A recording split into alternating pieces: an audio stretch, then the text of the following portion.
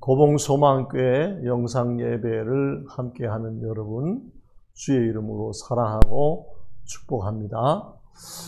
이 시간에 우리 제5과 동방박사들의 경배라는 제목으로 말씀을 공부할 텐데, 마태복음 2장 1절에서 11절 말씀을 우리 다 같이 함께 읽겠습니다. 시작. 헤로드 왕 때에 예수께서 유대 베들레헴에서 나심에 동방으로부터 박사들이 예루살렘에 이르러 말하되, 유대인의 왕으로 나심이가 어디 계시냐? 우리가 동방에서 그의 별을 보고 그에게 경배하러 왔노라 하니, 헤로드 왕과 온 예루살렘이 듣고 소동한지라. 왕이 모든 대제사장과 백성의 서기관들을 모아 그리스도가 어디서 나겠느냐 물으니, 이르되 유대 베들레헴이오니 이는 선지자로 이렇게 기록된다. 또 유대 땅 베들레헴아, 너는 유대 고을 중에서 가장 작지 아니하도다. 내게서 한 다스리는 자가 나와서 내 백성 이스라엘의 목자가 되리라 하였음이니라. 이에 헤롯이 각 박사들을 불러 별이 나타난 때를 자세히 묻고 베들레헴으로 보내며 이르되, 가서 아기에 대하여 자세히 알아보고 찾거든 내게 보하여 나도 가서 그에게 경배하게 하라.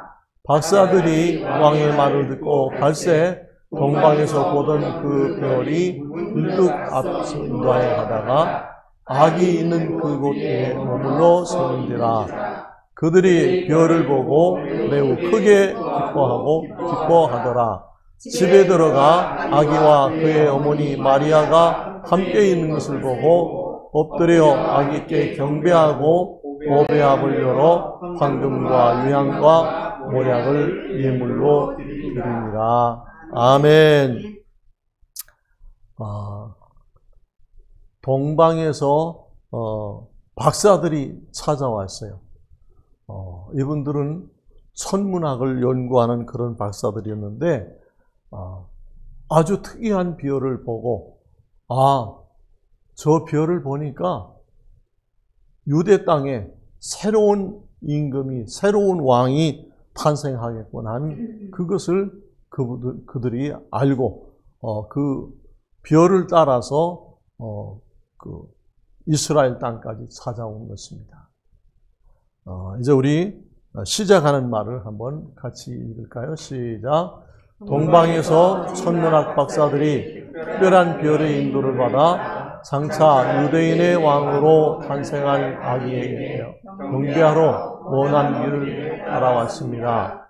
그런데 유대 땅에 도착해서는 자기들의 추측대로 예루살렘의 왕궁으로 들어간 동방 박사들의 말을 들은 헤로드 왕과 온 예루살렘은 이 땅에 오신 아기 예수를 환영하기는커녕 큰 소동이 일어났습니다. 네, 우리 아들이 아주 어렸을 때 그냥 사내 아이니까 이렇게 천방지축 뛰기도 하고 뭐 높은 데 올라가기도 하고 그걸 잘했어요. 근데 야, 바울아, 아빠하고 손잡고 같이 가자 그랬더니 자기 혼자 갈 수 있다고 하다가 그냥 5발짝도 안 가서 거기서 넘어졌어요. 그거 봐라. 그러니까 아빠 손잡고 가면 안전해. 그래서 손을 잡고 가니까 그때는 이제 제 말에 순종하는 걸 봤어요. 이 동방 박사들이 동방의 어느 나라인지는 모르지만 그 동방에서 천문학을 연구하던 사람들인데, 이상한 별이 나타나서 자기들을 인도하는 것에 큰 깨달음을 얻고 그 별의 인도를 받아서 왔어요. 근데 잘 오다가 이 유대 땅 예루살렘 성을 보고는 그래도 왕이라면 이런 왕궁에서 태어나겠지, 그런 생각을 한 거예요. 이것이 자기들 추측이에요. 그래서 그들은 큰 실수를 하게 되고 예루살렘에 엄청난 소동이 일어난 것입니다.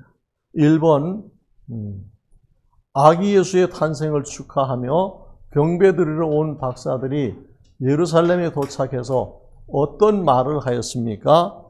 2장 2절을 다 같이 시작. 유대인의 왕으로 나시니가 어디 계시냐? 우리가 동방에서 그의 교를 보고 그에게 경배하러 왔노라 하니. 예, 분명 이 박사들은 유대인으로 왕으로 나시니 곧 하나님의 독생자 예수 그리스도를 찾아서 그분에게 경배하려고 예물까지도 가지고 온 그런 긴 여행이었어요. 그런데 그들이 참 성령의 인도를 받아서, 별의 인도를 받아서 하나님께 순종했던 것을 볼 수 있습니다. 2번 보시겠습니다. 2번 동방 박사들이 방문하여 전하는 말을 듣고 헤로드 왕과 예루살렘 사람들의 반응은 어떠하였습니까? 아주 굉장히 충격적인 그런 질문을 듣고 헤로드 왕과 온 예루살렘이 소동했다고 그랬어요. 3절 다 같이 읽으실까요? 시작. 헤로드 왕과 온 예루살렘이 듣고 소동한지라.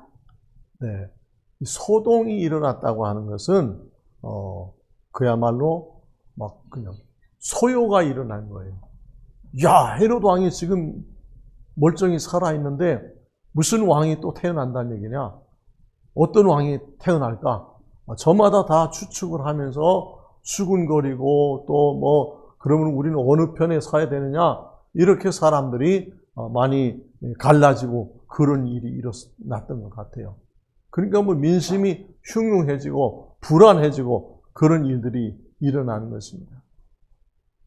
3번 보겠습니다. 동방 박사들의 말을 들은 헤로드 왕이 당황하여 백성의 지도자들을 모으고 질문할 때 어떤 대답을 들었습니까? 네, 6절 다 같이 읽으실까요? 6절 시작. 또 유대 땅 베들레헴아, 너는 유대 고을 중에서 가장 작지 아니하도다. 내게서 한 다스리는 자가 나와서 내 백성 이스라엘의 목자가 되리라 하였음이니라. 아멘. 여러분, 유대 땅에 예루살렘 성에는 모든 박사 학자들을 다 모아가지고 헤로드 왕이 질문을 하는 거예요. 도대체 새로운 왕이 어디서 난다는 거냐? 그랬더니 그분들이 이제 구약의 예언들을 이렇게 다 취합해서 대답을 하는데 유대 땅 베들레헴아, 너는 유대 고을 중에서 가장 작지 아니하도다. 내게서 한 다스리는 자가 나와서 내 백성 이스라엘의 목자가 되리라 하였습니다. 하는 그 말씀을 소개하는 거예요. 이 베들레헴은 역사가 아주 깊은 오래된 그런 마을이었어요. 다윗 왕이 그 마을에서 태어났고 그랬는데, 그러나 이제 시골 마을은 발전이 되질 않아서 이 베들레헴은 그렇게 크지 않은 땅이었던 것 같아요. 많은 사람들은 다 이제 성공하고 출세하고 그러기 위해서 도시로 다 몰려나가고, 베들레헴은 여전히 옛 모습을 그대로 가지고 있는 작은 그런 도성이었었어요. 그런데 하나님의 선지자가 유대 땅 베들레헴아, 너는 유대 고을 중에서 가장 작지 아니하도다. 이거 상당히 작은 마을이라는 거예요. 그러면서 작은 마을이지만 그 작은 마을 베들레헴에서 그 베들레헴에서 한 다스리는 자가 나와서 내 백성 이스라엘의 목자가 되리라. 특별한 한 분, 하나님이 보내시는 독생자가 그 베들레헴 땅에서 탄생을 해서 그 목자가 이스라엘 백성, 여기서 이스라엘 백성이라는 말은 그건 어떤 역사적인 이스라엘이 아니라 영적인 이스라엘을 얘기하고 있는 것입니다. 왜냐하면 예수님은 예수 믿고 하나님의 자녀가 되는 사람들을 구원하기 위해서 이 땅에 오신 것이기 때문에 그렇습니다. 그 예수님은 어떤 분인가? 예수 믿고 하나님의 백성이 된 사람들, 하나님의 자녀가 된 사람들을 천국으로 인도하는 선한 목자로 이 땅에 오셨다는 사실을 꼭 기억하시기를 바랍니다. 네. 4번. 동방 박사들이 헤롯 왕의 말을 듣고 왕궁에서 나왔을 때에 기다리고 있던 별이 어디로 인도하였습니까? 네. 9절 다 같이 시작. 박사들이 왕의 말을 듣고 갈새 동방에서 보던 그 별이 문득 앞서 인도하여 가다가 아기 있는 곳 위에 머물러 서 있는지라. 헤롯 왕에게서 무슨 말을 들었는가? 헤롯 왕이 그 동방 박사들을 보내면서 이제 베들레헴에 가서 아기를 찾으면 돌아오는 길에 나한테도 알려주시오. 그럼 나도 가서 그 아기께 경배하길 원합니다. 이건 거짓말이었어요. 헤롯 왕은 자기가 엄연히 살아있는데 또 새로운 왕이 태어났다는 것에 시기심을 가지고 정확하게 위치를 알고 하면은 가서 군대를 보내든가 해서 그 아기 예수를 죽이려고 하는 그런 음모를 가지고 아주 음흉하고 악한 생각을 가지고 박사들에게 당부해서 보냈던 것입니다. 그런데 아까 제가 뭐라고 그랬습니까? 이 동방 박사들이 동쪽의 어느 나라에서 이 예루살렘까지 올 때 누가 그들을 인도해 왔다고 그랬어요? 별이 인도했어요. 하늘에 특이하게 빛나는 별이 있었는데 그 별이 박사들이 피곤해서 쉬면 별도 하늘에서 쉬고 있고 또 출발하면 또 별이 앞장서서 이렇게 인도하는 그런 아주 신비한 기적을 경험하면서 왔던 것입니다. 모든 선한 기적은 다 하나님께서만 나타내시는 것을 믿으시기 바랍니다. 그런데 이 박사들이 예루살렘 헤롯 왕궁에 들어가 있는데 그동안 그 별이 그 예루살렘 성 밖에 하늘 위에 그냥 머물러 있었던 거예요. 그 박사들이 헤롯을 만나보고 대접을 받았겠죠. 그리고 이제 나오니까 그 별이 다시 또 움직이기 시작하는 거예요. 할렐루야. 어디로? 아기 예수 탄생한 그곳으로 인도하는 거예요. 여러분, 잠언 16장 9절 말씀에 보니까 사람이 마음으로 자기의 길을 계획할지라도 그 걸음을 인도하시는 이는 여호와시니라. 믿으시기 바랍니다. 사람들은 다 공부 잘하고 싶어하고 돈 많이 벌고 싶어하고 성공하고 싶어합니다. 그런데 그것이 그렇게 마음대로 안 돼요. 모든 사람이 다 마음먹는 대로 계획하는 대로 다 된다면 이 세상에 가난한 사람이 어디 있고 성공하지 못하는 사람이 어디 있겠어요? 하나님은 그런 세상을 원치 않으세요. 하나님은 공부해야 되는 사람은 공부하게 하시고 또 과학을 발전해서 기술을 개발하는 사람은 그 일을 하게 하시고 또 농사를 잘 짓는 사람에게는 농사를 짓게 하시고 또 노래를 잘 부르는 사람에게는 노래를 잘 부를 수 있는 그런 길을 열어주시는 거예요. 그 어떤 사람이 제가 아는 사람이 이태리에 가서 성악을 유학을 하고 왔어요. 부부가 다 같이. 근데 그 사람들이 지금 돌아와가지고 어디서 노래할 곳이 없어요. 무대가 없어요. 그러니까 저 도시에서 시내에서 이태리어 어학원을 하고 있어요. 성악 공부를 하느라고 그 오랜 동안 부부가 그냥 없는 돈에 부모가 보내주는 돈 가지고 그렇게 오래도록 그 공부를 하고 왔는데 그 노래가 그렇게 성공적인 노래가 안 된 거예요. 그러니까 그들을 어디서 써주는 데가 없으니까 그래도 이태리 말은 잘하니까 이태리 유학하고자 하는 사람들에게 그 이태리어를 가르치는 어학원을 열어서 하는데 그나마도 또 뭐 그래도 노동하는 것보다는 그래도 편하게 잘 사는구나 이런 생각을 해봤어요. 여러분, 그래서 소크라테스 선생님이 뭐라 그랬어요? 너 자신을 알라.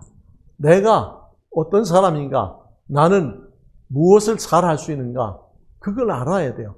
그걸 정확하게 알지 못하면 인생을 낭비하는 거예요. 시간도 낭비하고 돈도 낭비하고 그래서 바로 갈 수 있는 길을 먼 길로 돌아서 그 방황하고 헤매다가 오는 거예요.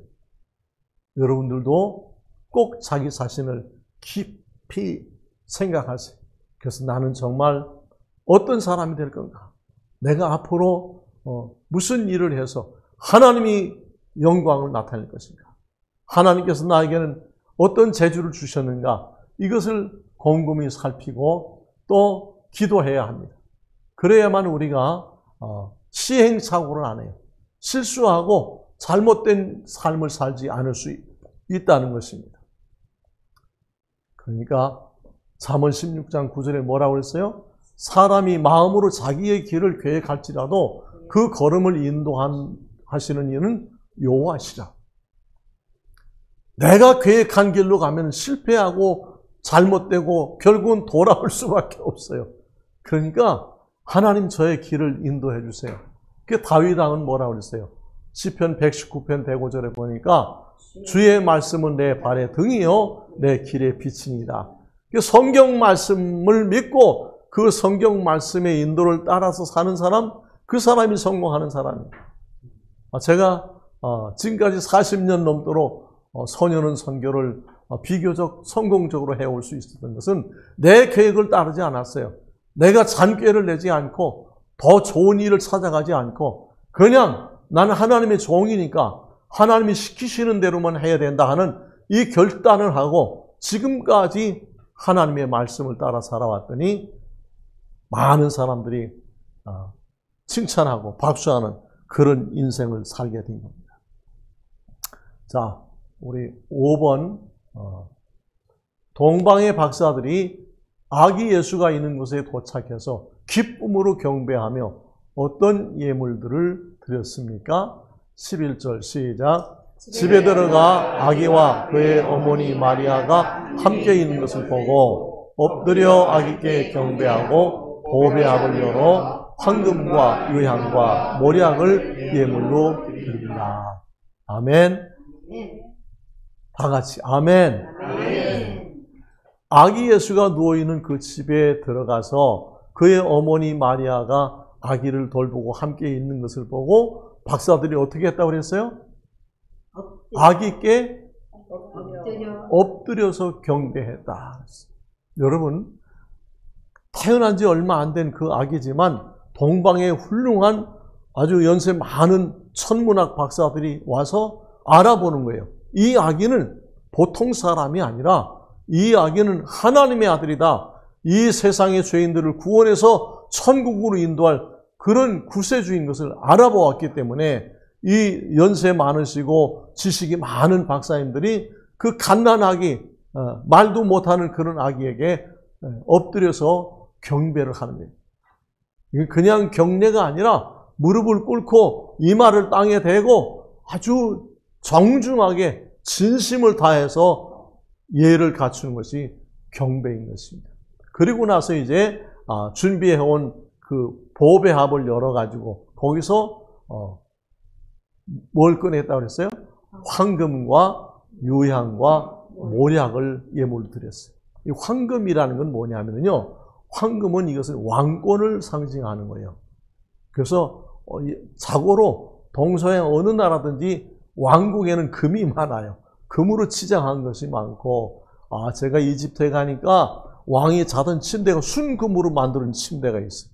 그리고 바로 왕이 타고 다니는 마차가 순금으로 만들어진 마차가 있어요. 와, 도대체 그건 가격을 논할 수가 없는 그런 보물 중에 보물이었어요.